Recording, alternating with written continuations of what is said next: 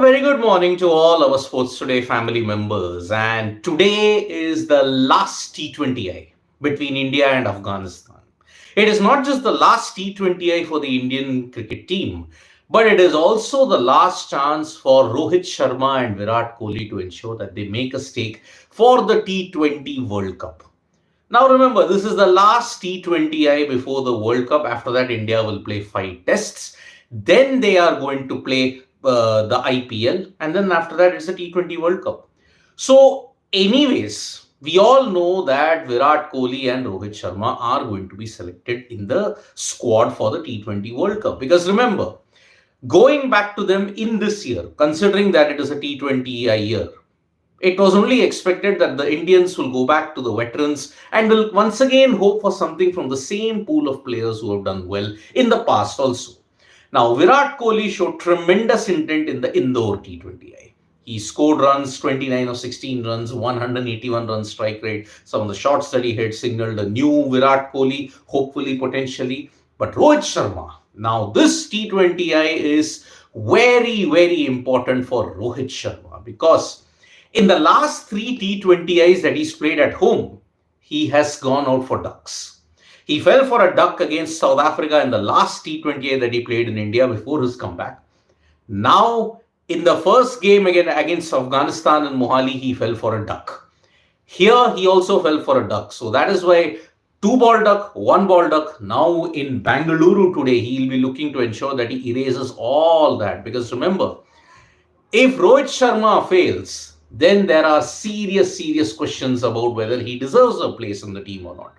Virat, because you will need that kind of stability in the middle order because of the experience, because of what he has achieved, he'll anyway slot back in. But what about Rohit Sharma? Because Rohit Sharma, if he fails, then there is a big question.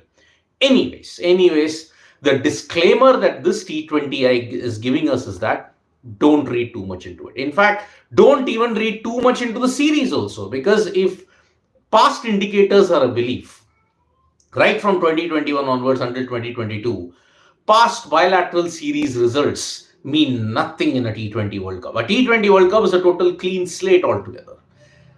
Australia have done it in 2021. And we look at it in 2022, England were the only team that perhaps bucked the trend. They came into this with good bilateral series preparations, and that's why they did well there.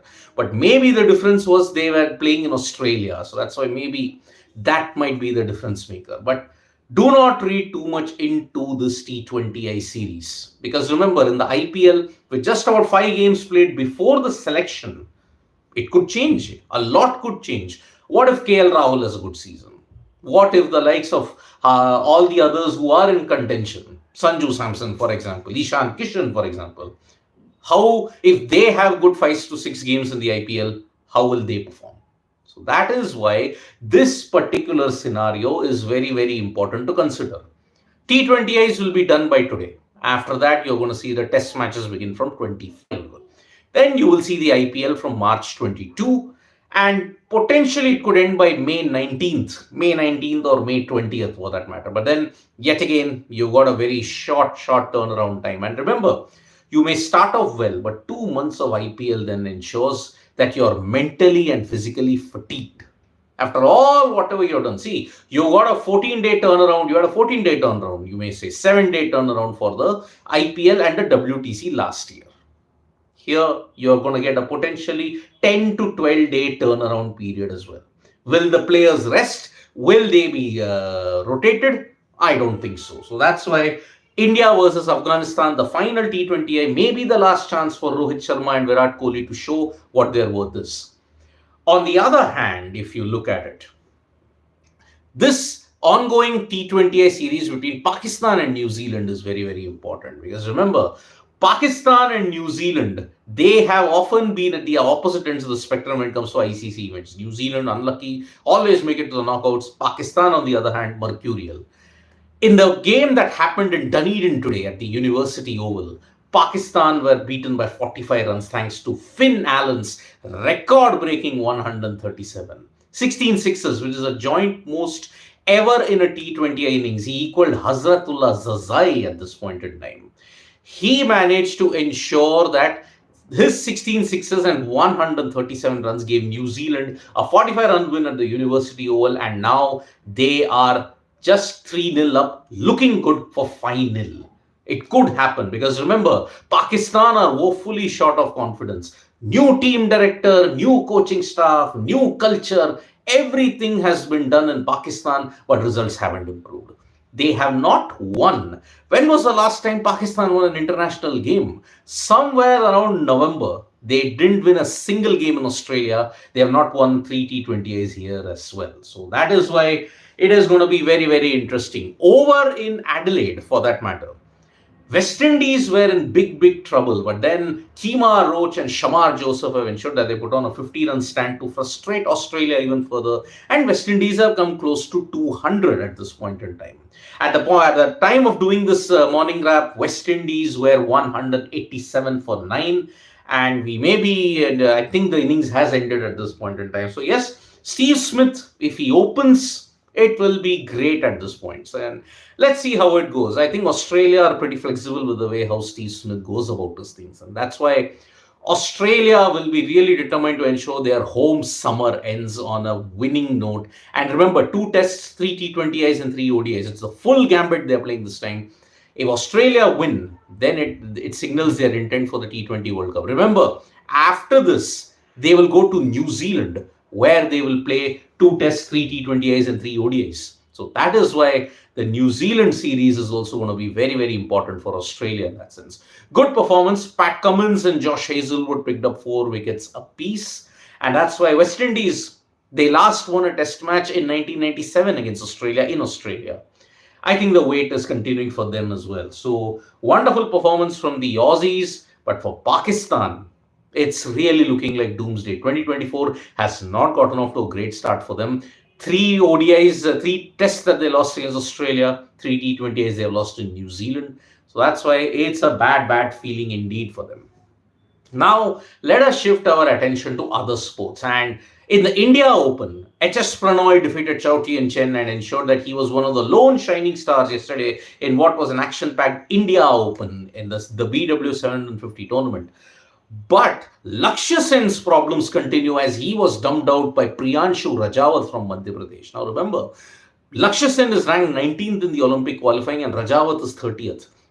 Priyanshu Rajawat and Lakshya Sen need this win to ensure that they can get in. Because remember, not many quota slots are available for badminton. Only about 16 slots, I think, top 16 who qualify, they will be the ones who can do it. But I am really, really understanding the fact that Lakshya Sen has really had a big slump, and that's why his loss today in the India Open is really a big problem. But as usual, the likes of Pranoy and all of them, they will carry the mantle for. Pranoy is in a good position, by the way. By defeating Chao Tien-chen, he's managed to ensure that India at least have a great representation in their own India Open, which is a BW 750 tournament. But there is great news now in the world of chess. Mixed rather, but great news because Pragnananda is India's number 1. Yes, according to the live ratings that are happening currently in FIDE, Ramesh Babu Pragnananda is the India number 1 at this point. He's overtaken Vishwanathan Anand when it comes to the ELO ratings. And not just that, Pragnananda yesterday in the Vaikansi Tata Steel Masters defeated Ding Liren, the world champion. Yes, Pragnananda beating Ding Liren is a huge, huge feat. It's the second consecutive time that he's beaten him. Ding Liren was beaten in 2023 also in the same Tata Steel event by Pragnananda. And that is why Pragnananda will be hoping that he not just does a good performance in this Masters, in the Tata Steel Masters. He does well even in the candidates because remember, Pragnananda does seem to have an edge. But at this point in time, the person who is in the sole lead of the tournament is Anish Giri. Anish Giri defeated D. Gukesh, and Gukesh's woes has continued because he lost to Ding Liren, but he's now also lost to Anish Giri. Vidit Gujrati, on the other hand, he is holding strong with some very good draws against the top players. But on the other hand, Pragnananda's win against Ding Liren is a big, big boost for the Indian contingent. And that's why kudos to Pragnananda, not just beating the world champion, but also becoming India's number 1. Now, as far as hockey is concerned, India women's team are just about 1 step away. If they win the semi-final against Germany, it will be Paris confirmed. But if they lose, then they will have to face the loser of the USA versus Japan encounter that's going to happen. Remember, the four semi-finalists are out. India will take on Germany, which is a huge, huge prospect for them. Because remember, Germany are one of the stronger teams when it comes to the FIH women's edition. And that's why if India beat Germany, it will be a monumental task indeed. And remember, heading into the tournament, they played the warm-ups where they lost 2-4 to Germany. That's why it's not going to be an easy encounter for Savita Punia's team. But on the other hand, if India lose, then they will have to face the winner of the USA versus Japan encounter that's going to happen soon. So I'll be doing a special preview on the FIH women's hockey semi-final. Do check that out when I do it. So thank you so much, folks, for joining us for this live. Third and final T20I is coming up today at 7 p.m. IST, 7:30 p.m. IST. We'll be bringing you all the updates. Thank you so much, folks. And tap that bell icon so when we go live. And don't forget, we're on Facebook, Twitter, and Instagram as well. Bye-bye.